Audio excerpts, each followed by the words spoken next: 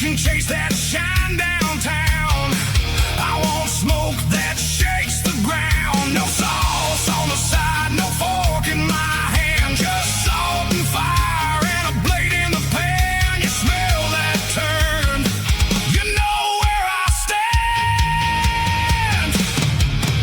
Central Texas barbecue, best there is, best there is. Central Texas barbecue, that smoke hits hard like this. No sauce, no forks, just bark and bliss.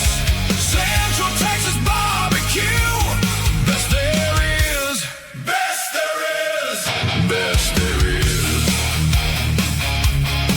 best there is. Ribs come out with a midnight rain, fat in the fire and the whole place sings. Beans in a cup and a paper plate. You don't need much when the meat's this great. Slice too thick, I'll take it slow. Tender enough to stop the soul. No sauce on the side, no fork in my hand, just salt and fire and a blade in the pan. You smell that turn, you know where I stand. Central Texas barbecue, best there is, best there is. Central Texas barbecue, that smoke hits hard like this. No sauce, no forks, just bark and bliss. Central Texas barbecue, best there is, best there is, best there is.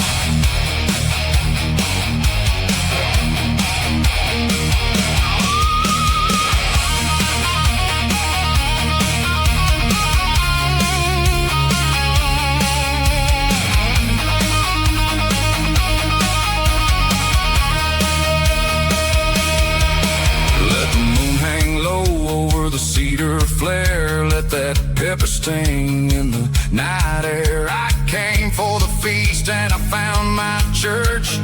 One bite in and the whole world hurts.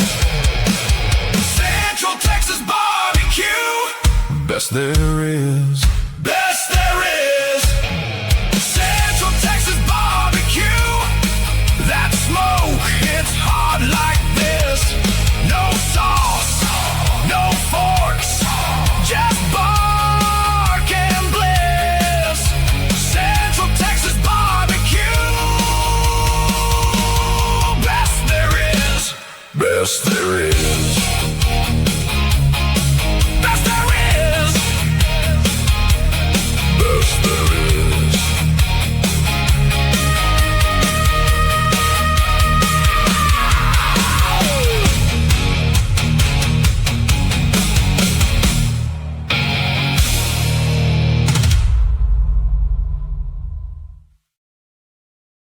GMGN everyone, welcome to another episode of The Cook.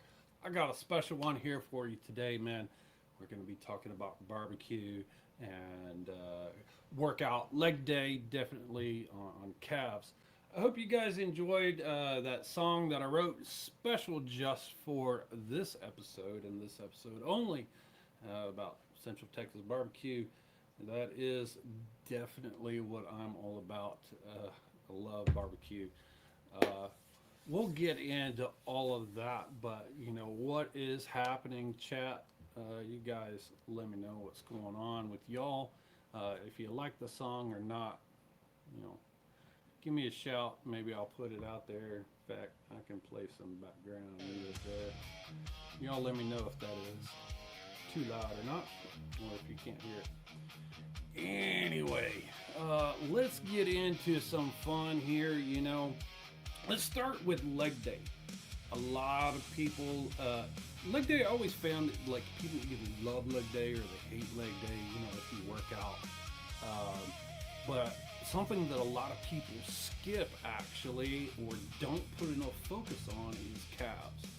Now, even like major bodybuilders, you know, in the space, they struggle with calves. Sometimes it's about genetics, having big, thick, defined calves. But you need calves strength in there, and there's really two main muscles that you want to work here. And you can see, like here, we have the Gastrocnemius muscle. That's the big fat one on top, and then the Soleus on the side, which that's what you know, it'll. Okay. There's two different workouts to work both of these, and you really need to do both. A straight leg workout is really what's working that upper muscle, and bent knees shift more to that soleus muscle. I've got some video here to show you guys exactly what I'm talking about. And also the thing that I want to demonstrate for you guys is also,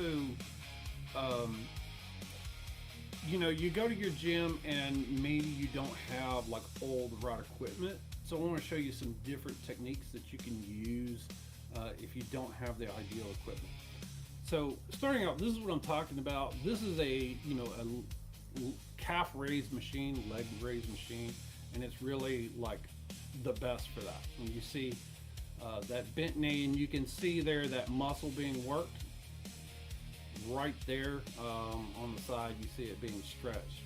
And when you do this, you want to go down as far as you can and then lift straight up and pause at the top. You don't need to bounce or do anything like this. But this one is like really great for working those muscles. Now, that's a great bent knee. For a straight leg, there's a lot of different ways to do this. And this is just like your standard leg press machine, but I also like to use it for calves. And you can see here, I'm just extending the legs here and just putting, you know, the balls of my feet there and just pressing like that. And this is really not what the machine was intended for, but this absolutely works. I can tell you, I mean, I did this workout a few days ago and my calves are still sore from it. Now, another alternative is actually the hack squat. It does kind of like the same thing. You can see here, you just put your toes there on the end and you work that up and press it like so. And again, you want the full extension or you're not getting anywhere. Now, let's say you don't have any of that, or you just like working at home. You can put some plates or anything really on the bottom that will allow you to get your feet up so that you can come down on the back with the heels, and just put some weight, some kind of weight on your heels, or on your knees rather. And you just press up like this. And then like here's another way that this one is a little less than ideal, but it's a better straight leg. I probably recommend a more solid box or something to do this with, but you can see how like that's working that right there. You know, there's also like a prone calf machine, whatever, but when you're working out your calves, one of the most important things to remember is, like, or any muscle, is to focus. Think about the muscle like you put your mind in your muscle, and that's what you're working, you're lifting. And you've got to think about pausing at the top. Get the full stretch throughout it. You never want to bounce or do anything like that. And when you're coming down with the weight, you want to go down slow. Another mistake that a lot of people give up in any workout is that last rep. You know, you're tired, you're close to failure, you're failing, and they just drop the weight, or they just lose that last rep. That's where the most of the muscle buildup is actually coming from. And so don't drop the weight on your last press. Okay. All right. So I don't know if you guys got any questions about any of that.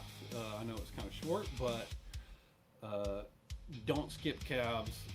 Super important lift to do. Okay. All right, guys. So let's get into the meat of this. I've got my No Forks shirt going on. I spent 10 days down in Central Texas, enjoying some of the best barbecue on the planet. Actually, to Lockhart, Texas, which is the barbecue capital of Texas, and it's really, you find some of the absolute best, and it differs from other parts of Texas even.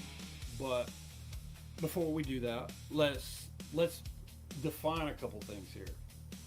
First is there is a clear distinction between barbecue and grilling, okay? And so barbecue means low and slow smoked meat, okay? Barbecue is not hamburgers and hot dogs on your grill. That's grilling, okay? So a very big distinction, especially in Texas. Hey Alex, what's up? Barbecue, man, I would love for you to come and try some down here. But okay, so now we know the difference between barbecue and grilling. There's huge differences in from Texas barbecue to other states. And in the United States, you have various southern states. It's mostly the southern states where you have like that barbecue culture. Like in the Carolinas, it's very different. Most of your southern states, they really focus on pork. In Texas, beef is king, but you will see pork, but you don't see a whole lot of beef in the other states. St. Louis is a very distinct style. They're known for their ribs. They love their sauces, vinegar sauces. Memphis, Tennessee, also well known for that, but they heavily sauce everything. It's mostly pork. So anyway, you have a lot of these, and Texas is very, very different in this thing. And I will tell you, whenever you're looking for a barbecue place, what you want to look for, just, I'm going to talk more about this later, but you look for, does the place look like nice and new? If it does, it's probably trash. If it looks like it should be condemned, you might get tetanus, you're probably in the right place. You know, old folks with custom made smokers, this is gonna be some of the best here. Now, I live in North Texas, and there's a lot of junk barbecue around here. Central Texas is really like the king, and you have some of the absolute best down there, but it is a slightly different culture. And let's just kick off, because I've got quite a bit to show you guys here, actually. I went to a lot of places, and this one I started out is called Chisholm Trail, and they claim to have some of the best, and it's where the locals eat. I disagree. And here's the first sign that things are going wrong is there's a bunch of trays and styrofoam that you're getting everything right there, okay? What I don't see is where the smokers, right? Never saw them where they were smoking the meat, where was the fire. A lot of your standard size here is like green beans, mashed potatoes. I don't know why there's French fries, but here's another bad sign right there is salad. Salad has no place here. But anyway, you come in here and the first thing you get is your sides, and that's kind of whatever. And then the meat is just sitting out here on the board. This is another sign that this is not good. Meat shouldn't just be sitting out on the board. It should be kept probably in the pit.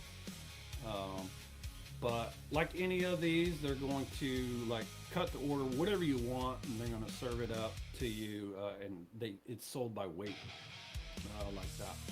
So I already knew this place wasn't great, but I went ahead and got that. They're right there in the middle. You see is brisket, and there's some chicken and turkey and some ribs drying out right here. They're pulling out some fresh ribs for me. Those are baby back ribs. baby back pork ribs. Okay, so those were actually, I expected them to be dry, but they weren't, because I guess he pulled out some fresh for me. So anyway, there's the tasting, and I will tell you guys, the first thing that I noticed was not much smoke smell. And there I'm actually eating cheddar cheese, and guys, cheddar cheese is one of the best compliments to barbecue. Trust me on this. And there are the ribs. I tried the ribs, and they actually, a barbecue rib, it should not just fall off the bone when you eat it. If you can just grab that bone and pull it out clean, it's overcooked. Now, I know a lot of people like that, but it should stick to the bone but come off easy whenever you bite it. Wasn't too impressed with this. The meat actually, it tasted like it had been sitting in water, and there wasn't that much smoke flavor. You know, and you do see the smoke ring here. And I'm going to talk about that here more in a minute. That can be misleading, you know, of itself. But there was a fatty part of brisket, and it was not very good. Now, next in town, there in Lockhart, Texas, is the original Black's Barbecue, which they are very well known. Okay, guys. I didn't actually eat there on this trip. I've been there before, and I'll tell you why I didn't go there. And that is because we tried this place several times, and my son, after trying this one and then several others, he was actually so angry at the quality of what he got, he wanted to go back and punch people there at Black. So we didn't go back so that he wouldn't do it. But you can see this place, it's the oldest family-run place in Texas, anywhere. And I mean, I'll tell you, I went in there, and you know, the young girl serving up the side, she's in there calling out for her uncle and her dad and all this. It definitely is. But this should be a sign of good barbecue here. You can see in the pits back there, and they are carving it up right there in front of you, but the pit's in the back. Now, next was Terry Black's. Now, there's Blacks and Terry Blacks, and they sound like the same family. Absolutely is the same family. A lot of fun drama with that. So, some years ago, one of the brothers with Blacks decided to fire his brother, the pitmaster, and he did that via fax, which is like really crazy. So they said, okay, you know what, the heck with you guys, we're gonna go and open our own and name it after our dad. So there's Terry Black's here. So I experienced this one, and this right here is based, okay? These are the massive pits that they've got. It's right outside. You can see all of it being cooked right there outside, using post oak wood, which is really like the absolute best. Now this place was kind of nice and pretty, which is a negative on it, but homeboy pulled out the fresh right here, and it was indeed quite juicy, extremely well seasoned. Okay, and you can see that dude knows what he's doing here. It sliced perfectly. It didn't crumble. Excuse me. So that is quite juicy. He was carved off. He actually carved off a piece of just fat. That right there is called beef marshmallow. It's basically all fat, and he gave that to me for free. So points for that, but yeah. Anyway, let's see if this fits on. So here we get to the tasting. You could actually smell the smoke on it. It was legit. The ribs were like the correct consistency, and they tasted good, but it was a little bit too salty. But you see how fancy this place is, how nice and new it looks. That's not good. The brisket holds together like it should. That right there. So this this is a great picture of what we're seeing. You know, the beans and coleslaw and banana pudding, classic. The brisket looks really great. And this smoke ring. So let me tell you guys about a smoke ring, okay? So a lot of people think that a smoke ring is means how much smoke the meat absorbs, the flavor and all that pink bit right there on the edges. Absolutely not true. What that comes from is the protein called myoglobin. When you get beef or meat or whatever and you know it's raw, it looks like it's bloody. That's not blood. It's called myoglobin. And it's just what gives the juice and the flavor. Okay, so whenever you go to smoke a meat, you know, or you cook red meat, it turns from red to brown. But when you're smoking it, the nitrogen and carbon in there, it actually gets to that meat and it locks in that myoglobin to a pink color, okay, but before it can turn brown, all right? And the colder the meat is to start, the deeper that smoke ring can actually be. And if you're using real wood and charcoal, you're gonna get more of it. But it has no bearing on like how much smoke penetrated into the meat at all. If you bring up the meat to room temperature and then smoke it, you'll have a smaller smoke ring, but it's gonna taste like the exact same. So don't judge your barbecue by the smoke ring at all. So that is definitely some alpha for you guys. You need to see the close up there. It was beautiful and tasty, but everything was way too salty. I will tell you, even though their place looked fancier, it was better than Black's. But here is massive negative on them. They put out sauce right there on the tables, and they serve up forks. Good barbecue does not need sauce. In traditional Texas barbecue, there is no sauce involved. So big negative. This right here is the king, or one of the kings, Smitty's Market. And this is an old place. It's one of the best there is, and there's a longer story to it. But here I found barbecue cat living inside a hole in the wall. So good luck to you, Mr. Barbecue Cat. So anyway, coming around the front of the building, we walk in and you can see here like the walls and everything is stained by smoke. All their awards, no forks. You don't need a good fork.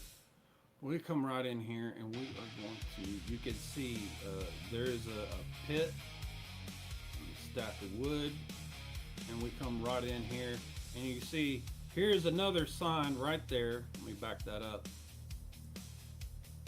If you walk into a barbecue joint and there is the potential that you could step into the fire for the pit, you're definitely in the right place. But the way they do this, you get the meat from in there and then you come inside and you see it's an older place. It's run down, but real good folks. There we go there from the other side, the fire, and they're cutting it up right there on this big wood board. Whatever it is you want, they pull it straight off the pit and put it up, cut it up and serve it to you. And everything is always served with either bread or crackers, your choice, that comes free. And it's always wrapped up in this peach paper. There's no plate, there's no tray, there's no nothing. They just stack all your meat on paper and hand it to you, and you go eat that like a warrior. But you take that in the next room. Now this here is a point of contention. This is sausage, and I am not a fan of Central Texas barbecue sausage. It's kind of like gritty or something. It's not my favorite. But Smitty's, they had brisket and the smoked pork chops. Man, I'm telling you, the smoked pork chops is where it's at. They make some of the absolute best there is in Texas. And you see right there, no forks. You just napkins and eat it like a man. But this was beautiful. Classic sides, onions and pickles, always served with barbecue. Pinto beans, mac and cheese. But we have there just various bits of brisket and ribs and the pork chops served up just like that. Okay, now this building, it used to be Kreuz Market. Many years ago, long time ago. I mean, Kreuz has been around since 1900, and they actually moved locations. And when they moved locations, they carried the coals from this location, the burning coals from that fire, and hauled it to the new location. And the fire's never gone out. So that's something that they maintain. I thought it was pretty cool. They always keep the fire. So there we are. You see the difference. It's Smitty's Market. But here is Kreuz, and this is the king of all barbecue. You will not find better anywhere. I dare you to try to find something better than Kreuz Market. This place is massive, and it is absolutely the best there is. Okay, guys. Okay, so yeah, this is just funny to me. Every third salesman is shot, and the second one just left. There's a little place, and this one is the best here. Sign: vegetarians enter here, normal folks down the hall. If you go in there, you just into the dining room. I always just thought that was funny. But it's a really neat place. A lot of fun. Let me get to this. They have prime ribbed ham, and if you go there on a weekend and see, there's the pit that you could step into. If you go there on weekends, they have the prime rib and the ham and the pork belly, and it's like the best. But you see these masters out there, they're pulling it straight off the pit and carving it to order and piling it up there for you. And again, classic, just like Smitty's. Funny enough, the same family owns both Smitty's and Kreuz Market. Okay, this here again, onions and pickles. Cheddar cheese is an often overlooked side, but it is absolutely the best pairing. Got pork chops and brisket. It had the best smoked flavor, and it actually went twice, and this was the second visit to this place. Just watch them split out here. Are y'all getting hungry, chat? Let me know if this is looking good. If you guys have any questions. I'm just talking barbecue. I thought I'd cut this video down a little bit more than this.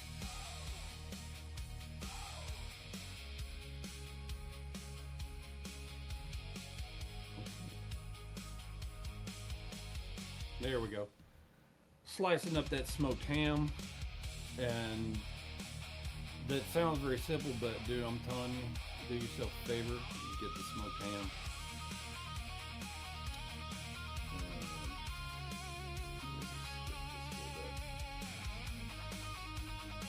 You got that and the prime rib.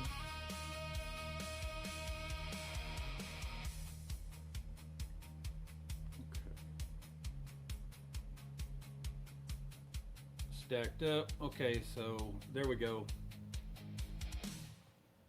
You do, my friend, you do. Absolutely come to have some. I make really good barbecue when you have it, but you can see how juicy that is. It's just dripping. So here we go, right there. That is smoked prime rib, and if you've never had smoked prime rib, you're missing out on life.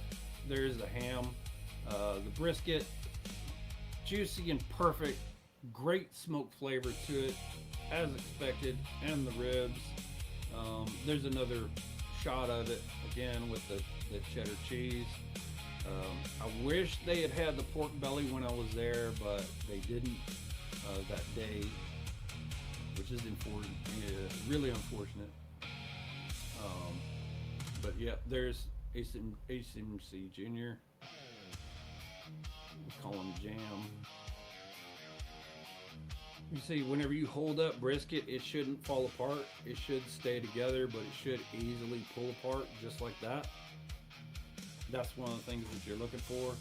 And this rib right here was absolute seasoned perfection, not too salty. Most Texas barbecue is just salt and pepper. That's the way to do it.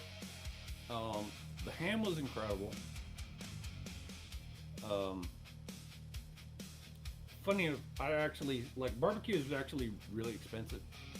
Fortunately, I LP with Meteora and was able to pay for quite a bit of that with LP profits, doing all that.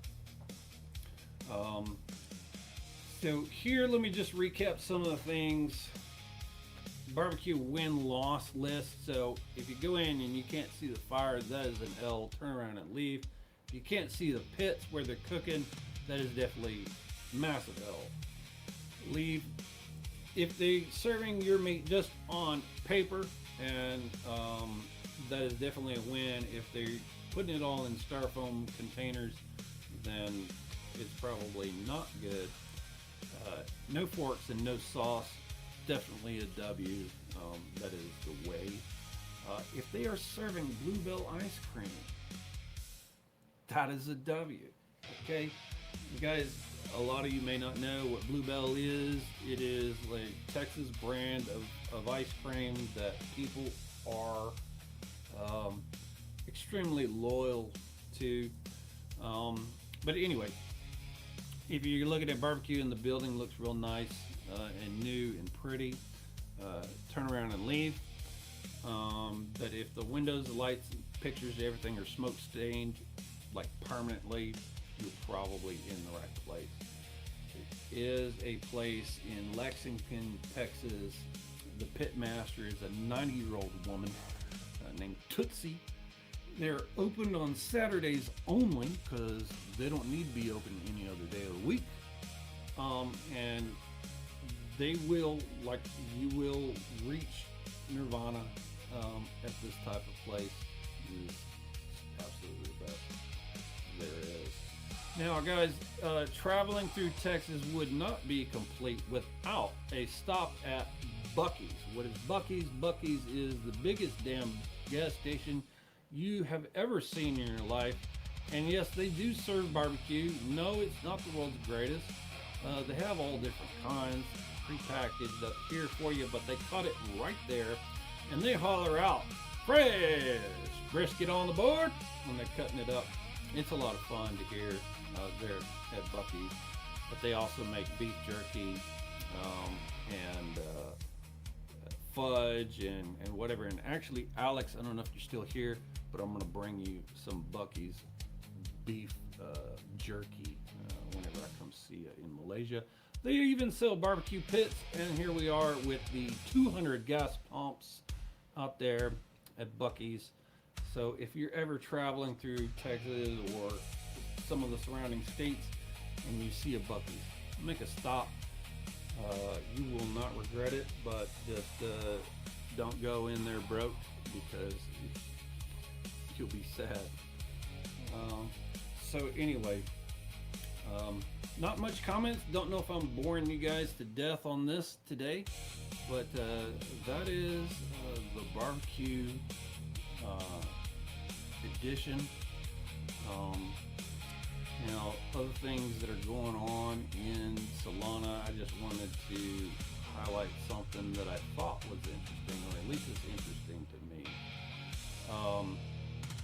My buddy Quicks out there,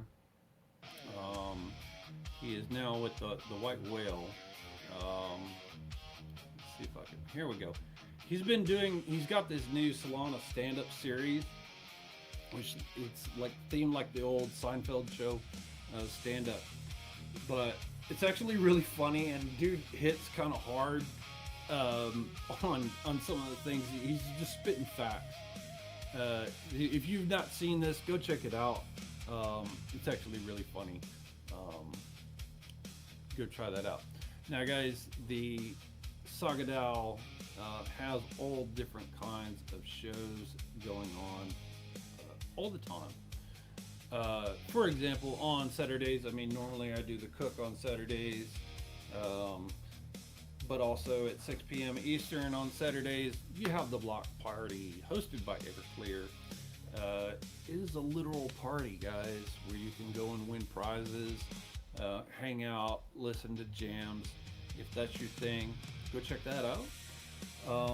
There's a brand new show that just dropped. It's called SagaDAO Play, and it's a community multiplayer session where contributors, members of the DAO, or viewers, whatever, you can squad up, jump into missions, and just play and party together.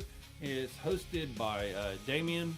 That happens at 7 p.m. Eastern. So check that out. We also have another gaming show called Kev's Game Room. That streams at 9 p.m. Eastern on Fridays. It's basically like Solana gaming. So he's talking about games on Solana and a lot of stuff. So if you're into that, be sure to tune in for him. Alpha Den by People's Market is always on Wednesdays, I believe at 7:30 p.m. Quicks has a moon show. I believe he's still doing that on Thursdays. But guys, here's the other thing. It's interesting. SagaDAO TV is trying to grow. Are you a creator and you want a platform to do it with? Reach out to us. Hit us up, and maybe we can do something. Let's see. There's the X right there. Saga Mobile DAO. Reach out, DMs. If you're interested in doing some kind of show with us, let us know, and we would love to have that conversation with you guys and talk about those kind of things. So, yeah. Okay. So, the other thing that I wanted to bring up and let you guys know about is the SagaDAO validator. They do have their own validator with great rewards. So you can stake your soul with SagaDAO for nice returns. And it's just all about growing the pie, guys. But stake your soul with SagaDAO. And that is about all I had. I don't know. Like I said, I'll throw it out there. Anybody else have any questions about barbecue or workout or anything else? But that is the show for today. We have Cloud King. He's joined us in the chat. What is going on, my brother? It's nice to see you there. I believe he just got back from overseas, Thailand, I believe. That sounds about right. Hope he had a good time, and I know he's always working the bags. But big boss man, it's good to see you. That is the stream. So guys, FYI, coming up, I will have the show next week, but after that I'm going to Bali for a Meteora Indonesia event. So that following week, we'll not be having a stream of the cook. That's the 22nd.